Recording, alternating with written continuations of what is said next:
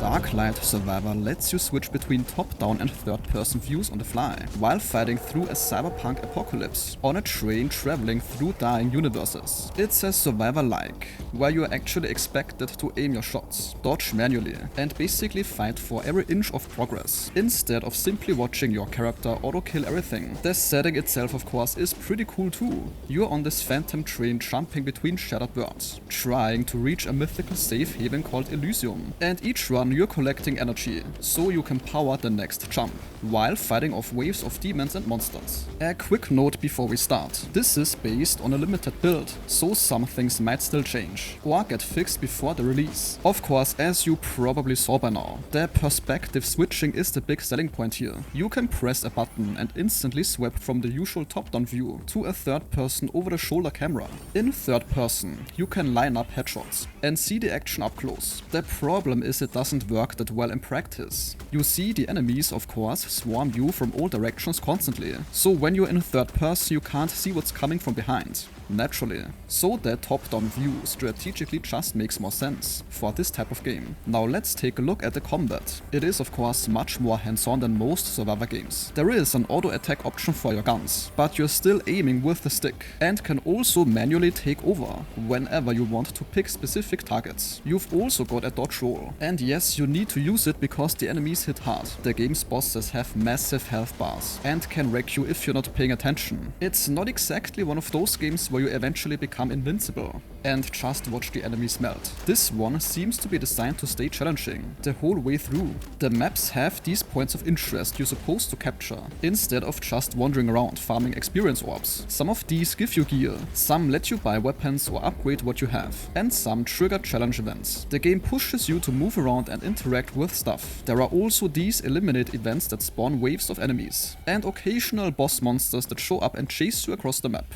Taking a look at the progression. When you level up during a run, you pick upgrades from different pantheons and deities. For example, one is fire focused, another does ice damage, another one is about lightning and tech drones, and so on. What you get offered is random, so sometimes you will get a bunch of fire upgrades when you're actually using a lightning weapon, which feels bad of course. You can re-roll the options, but it costs currency, and usually you're too broke to afford it. Now here's where the game gets very grindy. After you die, you're sent back to a hub called the Nexus Hold, where you can spend void marks on a skill tree for permanent passive bonuses. You also need void stones to unlock new maps and characters. Getting enough stones to unlock the next map or character takes several runs, and you're only earning around like 1,500 to 3,000 void marks per run, while skill upgrades and unlocks cost hundreds or thousands. The game does allow you to equip relics that give stat bonuses, and there is a shop where you can unlock better starting weapons, if you save up enough currency and complete certain challenges. So you're basically grinding runs to slowly make permanent progress. The game markets itself as a roguelike, but it's really not. It's a survivor game with heavy meta progression, where you grind currency to permanently power up.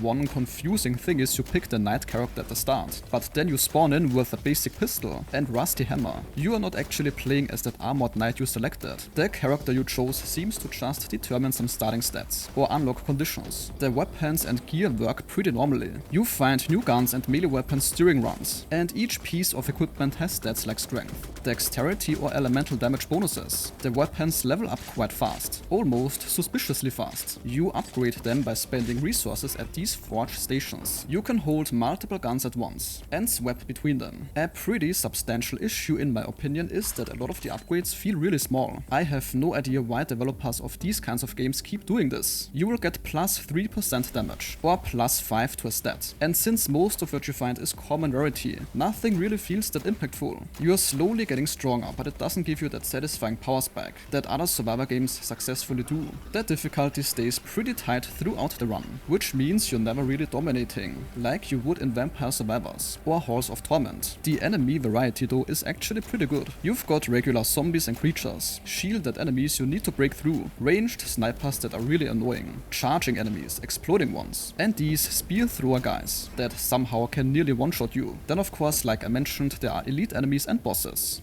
The maps seem at least somewhat procedural, or you spawn in different spots each run. Balance-wise, the melee builds put you in more danger, but can definitely work if you stack the right upgrades. The range builds feel a bit underdeveloped compared to melee, despite having all these guns. The game is an early access release, and it is planned to stay there for about a year. Right now, it launches with 3 playable classes, 2 major maps, 3 boss fights, and the core survival loop.